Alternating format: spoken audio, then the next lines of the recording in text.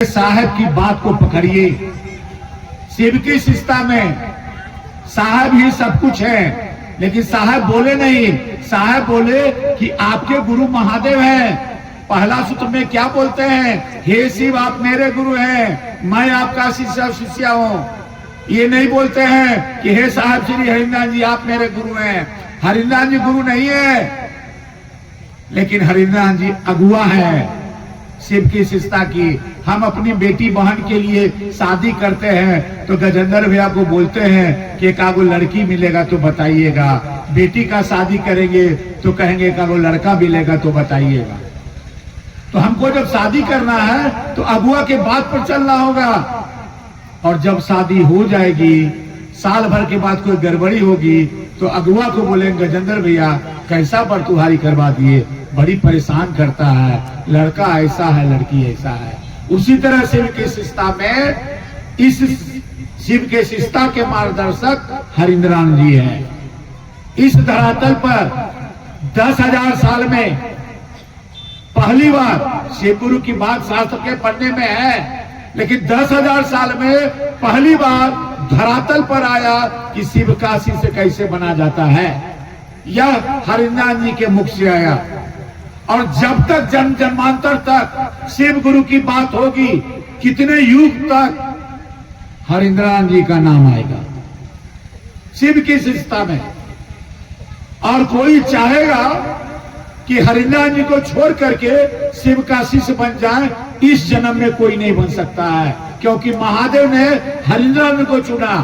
और हरिंद्रान जी शिव का शिष्य नहीं, हरिंद्रान जी शिव के आदमी बन के काम किए। शास्त्र के पढ़ने में तो है कि शिव के शिष्य कहीं 119 है, कहीं 121 है, लेकिन हरिंद्रान जी शिव का आदमी बन के काम किए, शिव का दूत बन के काम किए, और शिव के शिष्य तो है। हरिंद्रान जी जितना दिन शरीर में रहे, लोगों को भी शिव का आदमी बनाने के लिए आए, अपना कुछ नहीं बनाए। 1 कट्ठा जमीन अपने लिए नहीं करते, जितना भी संपत्ति था वो गोतिया नैया को दे दिए। सोच लीजिए, 1 धूल जमीन हरिंद्रान जी नहीं खरीदे। पैसा से साफ बोले कि मुझे पैसा से कोई मतलब नहीं है। आप व्यवस्था किए हैं तो व्यवस्था में तो पैसा खर्चा होगा, लेकिन शिव चर्चा में है पैसा लेना व्यापार है। अब देखिए, सट्टा होता है शिव चर्चा के लिए कि 15,000 लेंगे तब आएंगे, 20,000 लेंगे तब आएंगे। अब अगला उसको कितना देता है, अपने कितना रखता है, ये महादेव जाने और साहब जानेंगे। लेकिन शिव की शिष्टता में साहब को छोड़ के चलिएगा तो जन्म शिव का शिष्य नहीं बनिएगा। साहब की उंगली पकड़ना होगा। साहब बार बार बोले कि आप रांची आते हैं, कटहल मोड़ आते हैं, आप विश्वनाथ सिंह के बेटा हरिंद्रान से भेंट करने आते हैं, हमसे अगर मिलना होगा तो मन से मिलिए, मैं सबों के घर पर आऊंगा। हरिंद्रान जी वह महामानव है जिन्होंने जो बंद कमरे में बात बोले, 2 साल के बाद घटना घटी। हरिंद्रान जी बोले कि मैं 30 साल से अल्लाह कर रहा हूं, 35 साल से अल्लाह कर रहा हूं, 40 साल से अल्लाह कर रहा हूं, लोग मेरी बात नहीं मान रहे हैं। टोला का नेता हो गए हैं, क्षेत्र का नेता हो गए हैं, साप्ताहिक का नेता हो गए हैं। जब मैं शरीर छोड़ दूंगा ना तो ऐसे लोगों को नहीं छोड़ूंगा। भाई गजेंद्र भैया हम लोग के साथ थे, उपवन में कटहल मोड़ में कार्यालय का मीटिंग था। साहब वहां नहीं जा सके थे, तो मीटिंग के बाद मिलने के लिए उपवन भी सारे लोग आ गए। जब हम लोग पूरा थे, इतना मूसलाधार बारिश हुआ, इतना मूसलाधार बारिश हुआ कि हम लोग को निकलने में दिक्कत था। बाहर में चप्पल जूता था, दह गया। प्रोफेसर मंडल सर बैठे हुए हैं। साहब बोले, मौसम वैज्ञानिक जरा कहिए। मंडल से बोले क्या कहेंगे आप, कहिए दे तो अब क्या कहेंगे। पानी बंद हो गया। संजोग से अभी इसलिए बोले कि गजेंद्र भैया साथ में।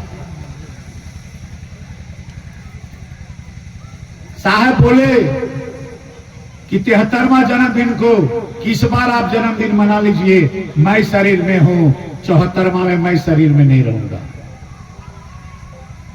साहब बोले खाएंगे होटल में, मरेंगे हॉस्पिटल में। वह घटना घटी। एक कन्हैया के किशनगंज के कन्हैया जी हैं, उनको लकवा मार दिया। सिल्लीगुड़ी में डॉक्टर इलाज कर रहा था। साहब बोले राजेश को, राजेश जरा फोन लगाओ, कन्हैया को क्या हाल चाल है। लगाए कन्हैया जी को फोन। बोले क्या हाल चाल है साहब पूछ रहे हैं।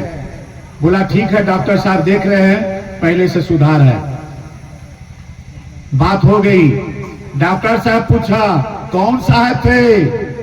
बोले हरिंद्रानंद जी। करके जाइए, अब आपका रोग ऐसा ही ठीक हो जाएगा। तब साहब बोले मैं वहीं पर था। साहब बोले कि मेरा नाम तो हो गया, लेकिन धरातल पर महादेव का काम नहीं। सोच लीजिए कि हम आप कहां चले थे, कहां फंस गए। गुरु भाई को पकड़ लिए, गुरु बहन को पकड़ लिए, महादेव छूट गया। अब आपके हरिंद्र जी हम हो गए, आपके महादेव हम हो गए, क्योंकि आपको भी चेहरा चमकाना है और हमको भी चेहरा चमकाना है। महादेव का चेहरा चमकाइए, आपका चेहरा हरिंद्रानंद जी एक पल में चमका देंगे। यह भी इनके सामने बोले हैं कार्यालय के मीटिंग में, कटहल मोड़ में, कि आप क्षेत्र के आदमी हैं, आप फलना के आदमी हैं, मंडल सर के आदमी हैं, देवाशीष बाबू के आदमी हैं, बरखा जी के आदमी हैं, अन्नू बाबू के आदमी हैं, मोनू बाबू के आदमी हैं, राजेश गौतम वहां का स्टाफ के आदमी है। मेरा आदमी नहीं है, मैं अकेला हूं। और जब जब शिव की शिष्टता की बात होगी, मुख्यालय शिव की शिष्टता का हरिंद्रानंद नहीं होगा।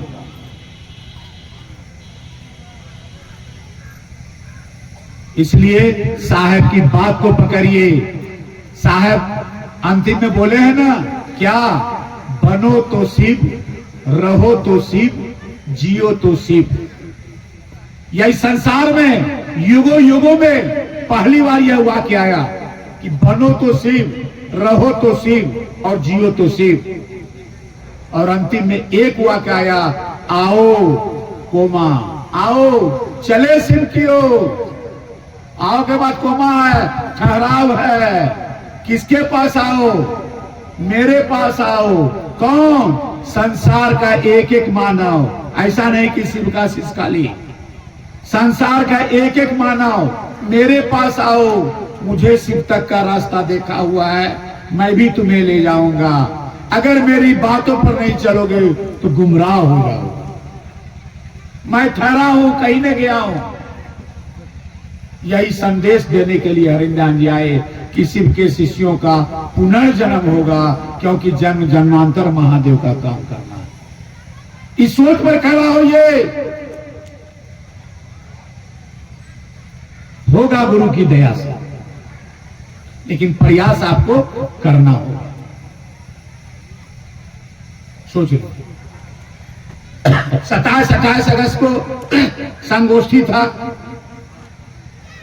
उसमें बहुत सी बात आए। साहब का मतलब हुआ क्या?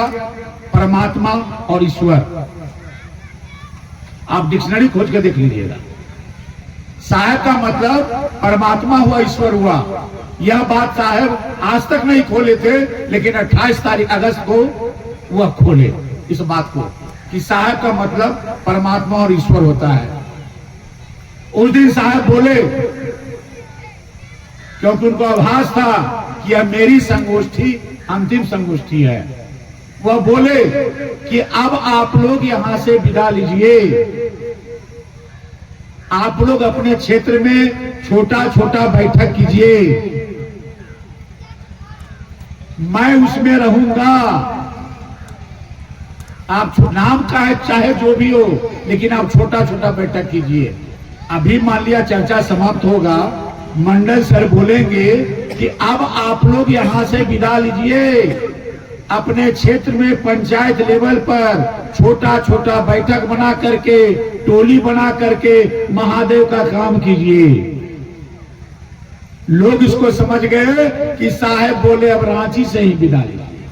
ये दिमागी का काम है, ये दिल का काम नहीं है।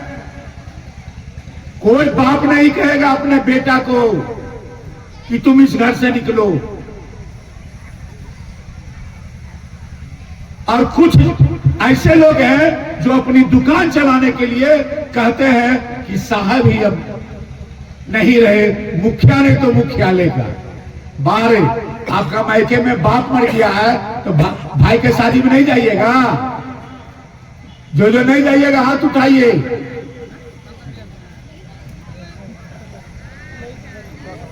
वाह, आप नहीं समझे।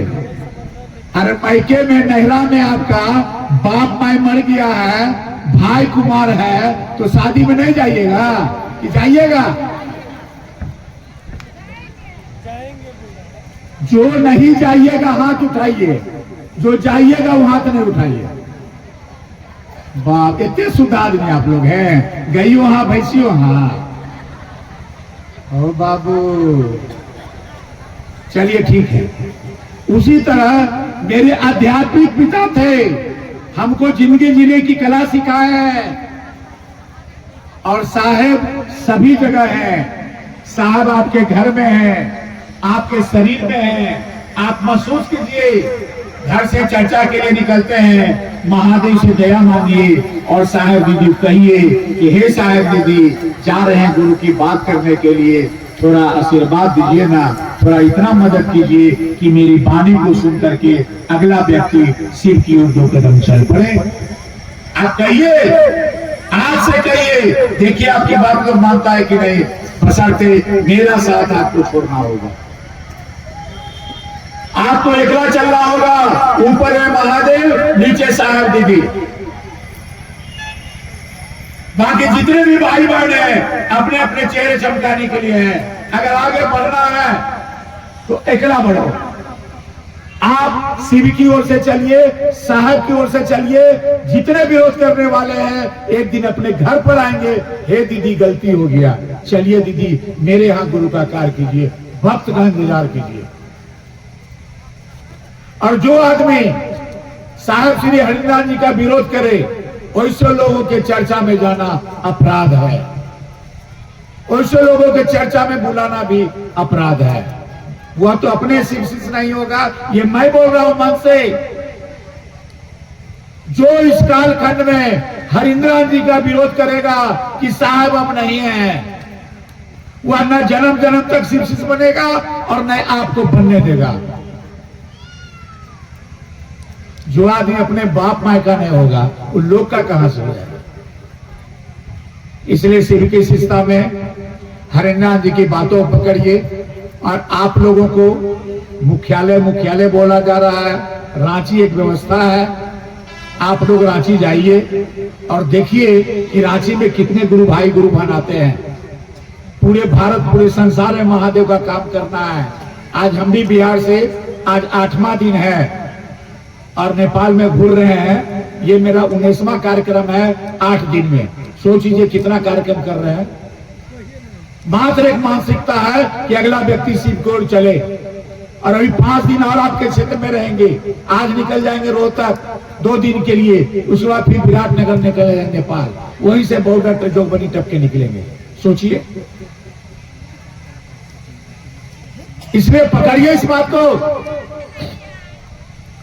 इसलिए रांची जो जाइएगा, रांची एक व्यवस्था है। आप देखिए, अगर आपसे महादेव का काम नहीं होता है तो संस्था को मदद कीजिए। शिव का शिष्य हैं, कंगन पहन लिए, लेकिन मुख्यालय मेरी संस्था है, उसके मेंबर है। उसके लिए आपको कुछ नहीं करना है, मात्र 50 रुपया महीना में आपको वहां भेजना है। 50 रुपया महीना। आप रोज अगरबत्ती प्रसाद चढ़ा रहे हैं, क्या मिला? लेकिन आपके कान में आ जाया, हे भैया हे दीदी शिव के गुरु हमें मना लिया है तो हूं मान ला। आज घर से निकलते हैं तो लोग हाथ जोड़ के प्रणाम करते हैं। अपने रिश्तेदारी को तो आज तो कोई प्रणाम नहीं किए।